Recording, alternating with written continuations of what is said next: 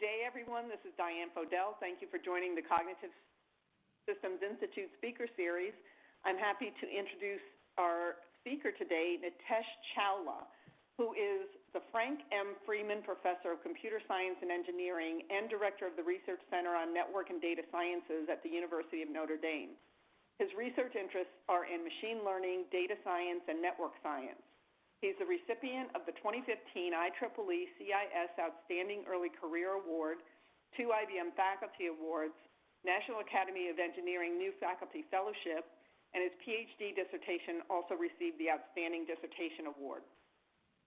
He has also received various Best Paper nominations and awards at top computer science conferences. In recognition of his societal and community-driven impact of his research, he was recognized with the Rodney Gainey Award and Michiana 40 Under 40. He's a 2-time recipient of Outstanding Teaching Award at Notre Dame. He's a fellow of the Riley Center for Science, Technology, and Values, fellow of the Institute of Asian Studies, and fellow of the Kroc Institute for International Peace Studies at Notre Dame. And he's the founder of a Unilinux, a data science company. Please welcome Nitesh Chawla, who will talk to us today about taking complex systems to correct networks. Thank you so much, Diane, and good morning, everyone. So essentially what I'm going to talk about today is how do we really begin to represent the complexities of the world accurately and concisely with a network, right? So if you take, I'll give you a couple of examples, and I'm going to sort of build the theme of the talk around a shipping network that we have. So if you think about the shipping trajectory, right, a ship may leave Shanghai, Singapore, Los Angeles, a ship C may go Tokyo, Singapore, Seattle, etc. But if you really think about it from a broad perspective, there is hundreds of thousands of these ships, traversing the global routes, right? And they go from one port to the other, and they're carrying objects with them, inanimate objects with them, iPhones, computers, etc. are being carried to and then an example to think about is the web page clickstream, right? So when we go to the web page, we are not necessarily traversing one point to the other. We are in pursuit of knowledge, we are in pursuit of information, and we are sort of going through a trajectory from that perspective.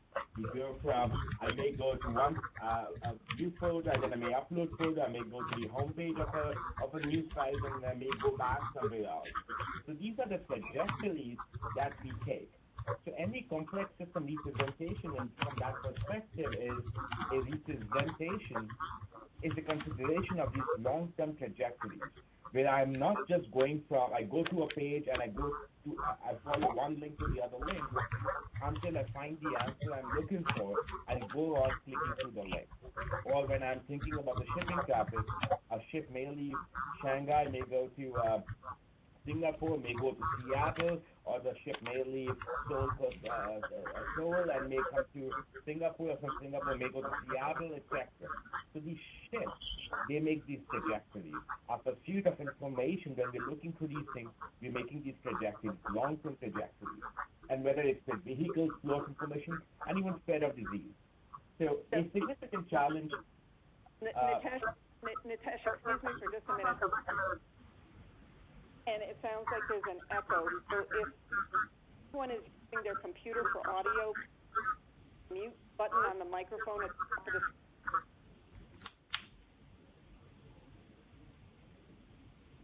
Okay, that sounds better. Thank you. Yeah. Okay, go So ahead. essentially what we're trying to sort of think about, the framework is that when we have this complex system, whether it's the world shipping network, or even a complex system of information diffusion, information flow, or a complex system of how disease is spread through a complex system of vehicles and the trajectories. These systems are producing data. These systems have various interacting components in them. And generally, we tend to represent these components as a network, right? So one way may say that component A, for example, when you think about the shipping network, I think it's still echoing. If somebody could, if folks could mute their... Yes, please, if you're using audio on your computer, please mute the little microphone at the top, the icon at the top. It should turn white with a line through it if it's muted. Thank you. Right. So basically what you're thinking about is that when you have this complex system which has various components to it, and these components are interacting, right? When a ship going from across the two different ports in the world and finally arrives in let's say San Francisco or Seattle or a port on the East Coast, and we are trying to represent all these data points within a complex system, and we're capturing the interaction as a graph-based representation, as a network-based representation. And then ultimately, we want to be able to do some analysis on this network-based representation. So the question that becomes is that let's say that we have this raw data coming from these complex systems, and we want to represent it as a network and perform analysis on this network to understand how these entities may group together. Can we detect anomalies? Can we do ranking of web pages based on the web page traffic, etc.? So that's sort of the thing that we're trying to use. But the fundamental question is how to best represent such big data and reveal the intrinsic connections concisely and accurately. Typically, almost all the network representation until a paper on this topic last year has looked at it as a dyadic framework, as a first-order Markov process, wherein we look at A to B. Let's say a ship goes from Singapore from Shanghai to Singapore. That's one connection, and then it goes from Singapore to Seattle. That's another connection. Or if ship comes from Seoul to Singapore, that's one connection. From Singapore to LA, that's one connection. However, it's just not that. There's the same ship that's moving from Shanghai to Singapore and moving on to Seattle. There's another ship that's coming in from Seoul to Singapore and moving on to LA. So there's this trajectory, there's this memory in this movement pattern, which is not represented in a typical first-order representation where I'm just looking at pairwise coupling. Or if you think about that when you're looking for information online, you may, on a company website, on a newspaper website, you may traverse through the multiple links until you get to the answer. At each point, they're building up a network. And if you only look at where I came from the last step, one will miss the complete picture of my flow. Same thing with diseases. If I only look at who was the last person at my doorstep and make a connection to that person, and I ignore the prior movement patterns, I'll miss the complete picture. So that's a major shortcoming with the way networks have been represented from such complex systems, the way networks have been built in these complex systems. So the limitations of the existing approaches are that they ignore the higher order, and folks have recognized it. It's not that this issue has not been recognized. So what researchers have done typically is they have tried to modify then analysis algorithms, modeling algorithms, predictive algorithms, such that those algorithms can somehow then go into the data representation and conjure up what the dependent structures may be. But the network in itself is losing that piece of information. So our fundamental question was, can we represent these higher orders of dependencies that may exist in this data in a complex system and develop it in such a way that it's going to scale with the existing algorithms as well. So I'll give you an example of how this sort of looks like for us. So we have data from we have a shipping data information about every for the last 10 years or 15 years now of every ship that's left every port in the world and where it moved to, where it went, where it traveled to, at what time, etc. So we can trace movements of ships and even the types of ships. So we can infer in some way the type of a vessel it is, infer its survey, what kind of cargo it may be carrying from that perspective. And so we have the date, we have the arrival information, etc. about the vessels or the ship. So this is how the data looks like. And one may represent this data in a first-order network in this form, right? That it goes from Tokyo to Singapore, Singapore to LA, it goes from Shanghai to Singapore, Singapore to Seattle. So this is sort of a movement pattern, and one can represent this. The way we represented this was if we sort of trace this data, if I look at my first vessel, it goes from Shanghai to Singapore, so I make a connection between Shanghai and Singapore. It goes from Singapore to LA, I make a connection. It goes from Tokyo to Singapore, I make a connection. Singapore to Seattle, I make a connection. So I'm basically looking at those pairwise traffic information of my ships. So then we basically said, okay, every node represents a single entity, location, state, etc. Right? And I can basically say that my probability of being at a node is only conditioned on my probability of where I came from to that node. But what's missing in this is that there is a ship, let's say, that comes from Shanghai to Singapore, has a higher likelihood of going to LA, and the ship that comes from Tokyo to Singapore has a higher likelihood of going to Seattle. So that memory or that impact of a prior trajectory is completely ignored in my left-hand side first order network. In my left-hand side first order network, I'm saying is, it's equally likely to go to LA or Seattle. Let's assume it's the same amount of traffic that goes. But what happens is, if the ship actually comes from Shanghai, it's more likely to go to LA. If it comes from Tokyo, it's more likely to go to Seattle. And you can imagine it when you're in a pursuit of information discovery. From a cognitive perspective, we are sort of going in a particular direction, and our actions, our journey is broken on into intermittent steps until I reach my what I'm looking for. It's just a similar framework. And so we basically break Singapore down into higher order nodes, where you say Singapore is actually is not just Singapore. Singapore is conditioned on Singapore and Tokyo, and Singapore is conditioned on Singapore and Shanghai. And the way we developed this algorithm is that we basically said this is compatible with existing tools. Our network, we wanted to develop a network representation of the complex system, and then not say, okay, now everyone else change your favorite analysis tools, change your favorite algorithmic tool bench. We didn't want to change that, so we came up with a structural representation of this data, of this network, such that one could use their existing algorithms, existing analysis tool bench, etc. So one thing that we also see is that what we find in our data is that there are these variable orders of dependency. Right? So what we see is that there could be, I may need information from Singapore to Shanghai, and to Shanghai it may come from Seoul, for example. So it may come from different parts, from Mumbai, for example. So it may come from different ports. So for certain nodes, I may have I may go back in time to 5 orders, to 5 hops away in my trajectory, and for some I may have to go 2 hops away. And for some, I may not even have to go. For some, just the first order representation will be fine.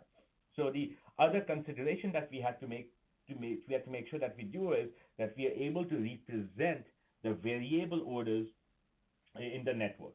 So this is sort of an example that I'm sharing here is, Shanghai, Singapore condition on Shanghai. Singapore, Tokyo condition on Busan and Tianjin, Tokyo condition on Busan and Dalian, and then Singapore is conditioned on Tokyo, Busan, and Dalian. So essentially what we're looking at is, it starts from first order, then it goes to second order for Singapore given Shanghai, and it goes up to the third order for fourth order for Singapore, Tokyo, Busan, and Tianjin.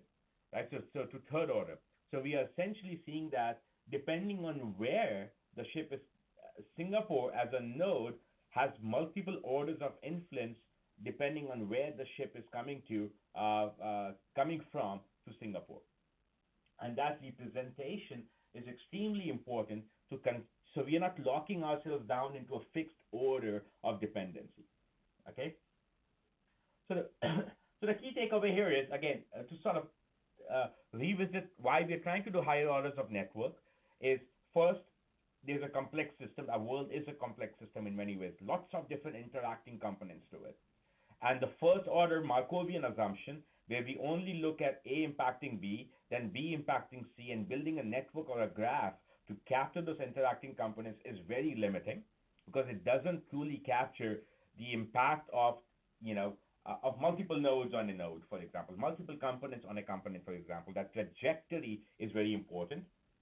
So we have developed this higher order network representation that is able to capture this trajectory or the memory of influence on a node. And that memory of influence could be a variable order. For some nodes, for some components in the system, it could be only the previous component. For some components, it could be two prior ones, etc.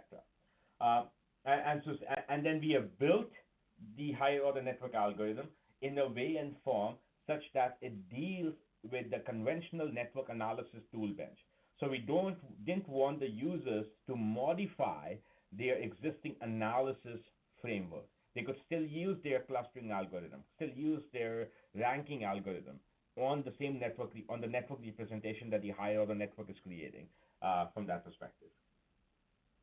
So I'll quickly skip through. So we basically, I'll go through the two steps in it. The first step is we look at algorithmically what is the statistical significance and influence of the history of movement patterns on a node, and we figure out the probability distributions from the raw data. We make no assumptions. We make no assumptions about the order. We just look at the raw data and we see what is the influence and capture figure out the order and see the probability distributions of this. Once we have created that and we have established statistical significance in movement patterns among these nodes, we then go back and we rewire the network. So for example, we go from Shanghai to Singapore, we go Singapore given Shanghai to LA, etc. So we sort of construct these variable orders of dependency in the data. And then we rewire the network and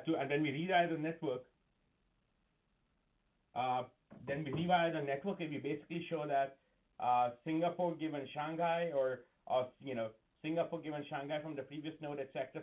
So that's the rewiring that we do until all the edge weights are preserved. So we really go through all these first order rules and we convert them into edges and we add higher order nodes as and when necessary to the structure, depending on the probability distributions that we see from the previous one. So just to give you an idea of the efficiency, we used three big data sets. We had a ship movement data set, and what we found was they were up to fifth order of dependencies. We used the clickstream data, and we found that we could discover up to third order of dependencies, which was also confirmed independently that behavior of browsing appeared to saturate at k equal to 3, where k equal to k is the number of hops I'm taking in my search. And then we also looked at 23 million of tweeting records. And then application area that we have been really interested in is, and the reason that we are looking at the shipping network is that we are trying to sort of understand how to manage species invasions through the global shipping network. Okay, so that's the information that we have.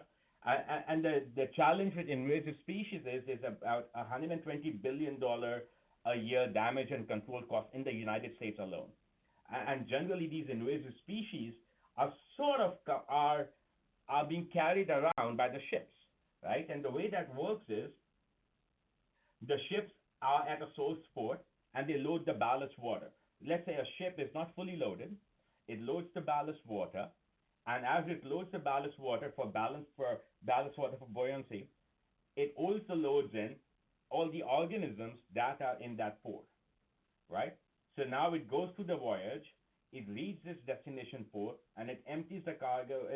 It empties the ballast water because it's loading the cargo. So the key thing is, if it's empty, if it doesn't have full cargo, then it has to load water into the ballast for the voyage.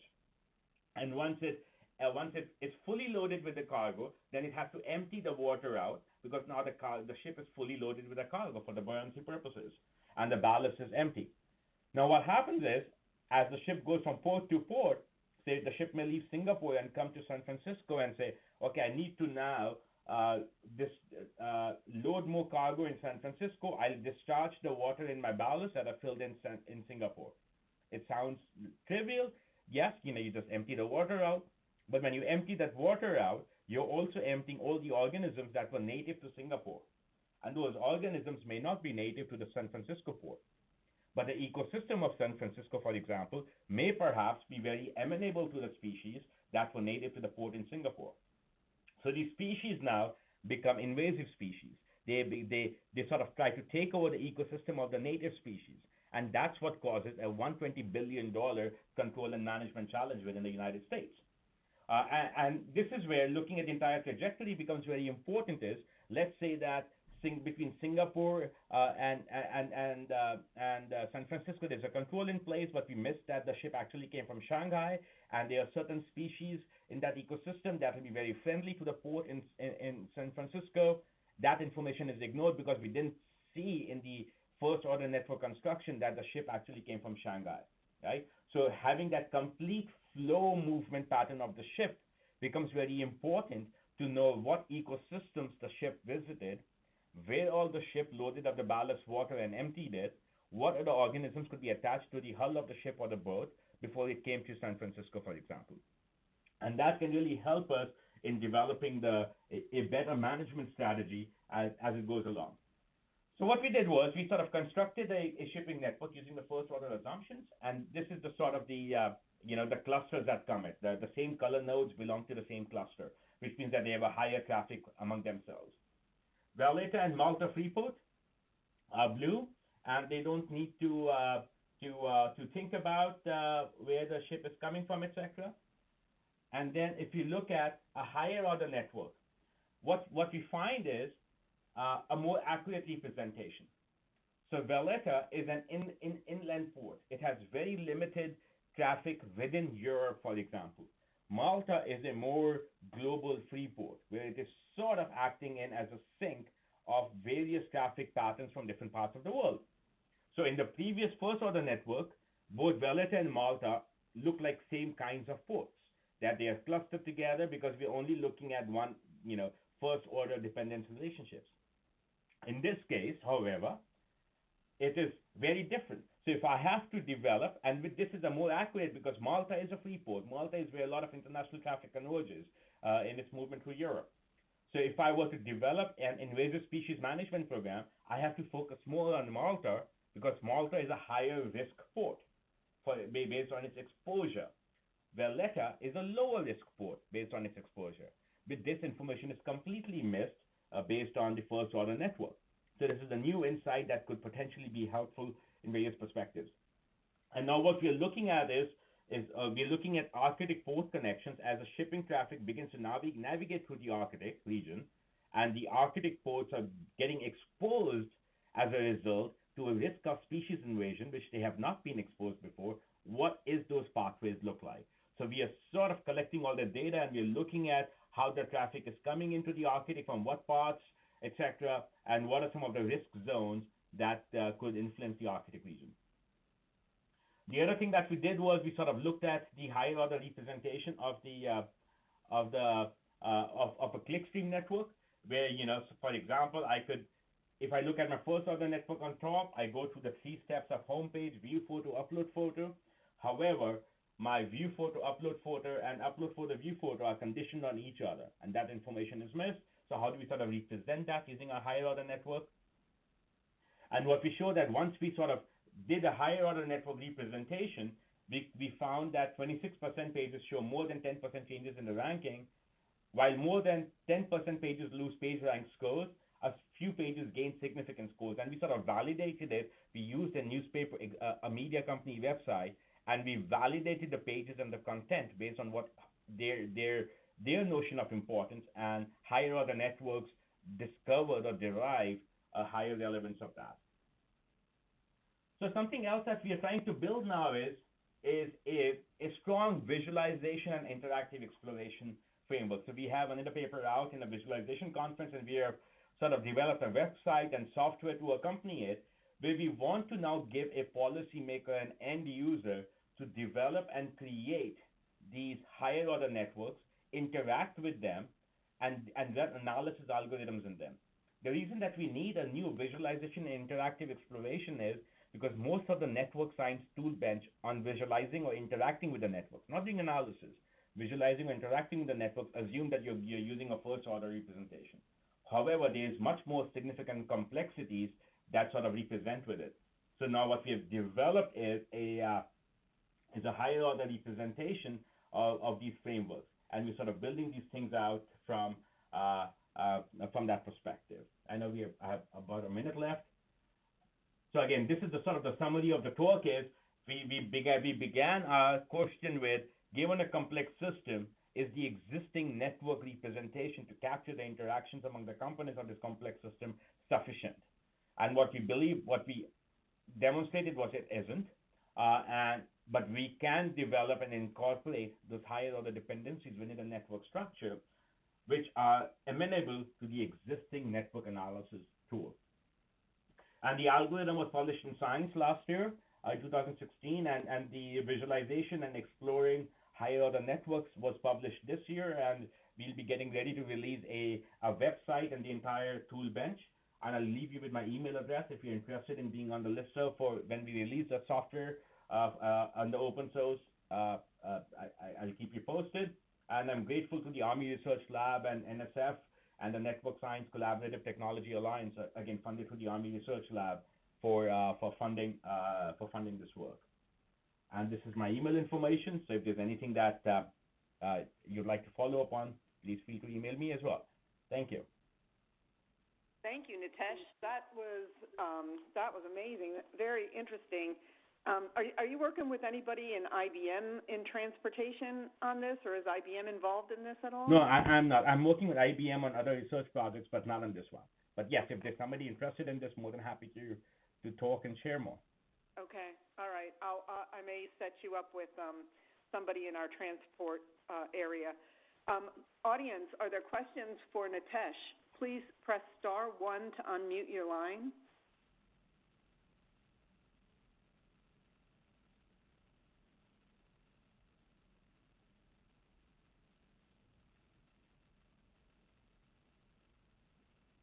Any questions? Go ahead. Hi, this is Steve Feldman. I'm curious if this might in some way feed interesting data to the World Health Organization as well, because the movement of ships is probably something that hasn't been worked into some of their very elaborate data gathering from media, for instance, and from emergency health centers. To be able to predict the spread of epidemics. Just a thought. That is interesting. Now, in fact, we are very interested in seeing how this data could be a proxy, even if not in itself, but as a proxy of how ship movement could be and its response to disease epidemics, etc. So this is really interesting. We haven't looked at that, and we haven't quite worked with epidemiologists in framing the problem statement too. But this is very interesting. Yes. I believe that they were doing work on this in Toronto, but it is the World Health Organization, and it's been going on for a number of years. This would add another dimension. So if you could, I'd appreciate if you could, send me a note with the group in Toronto that you may know, and I'd love to follow up with you on that. I'll have to see if I can find it. It's years ago, but all right. Okay, thank you. Thank you. Thanks, Sue. And any other questions? We have time for a quick question.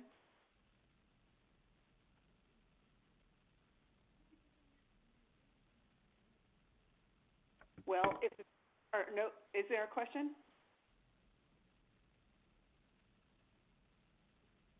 All right, well, if there are no other questions, we can continue the discussion with you, Nitesh, on our LinkedIn discussion group.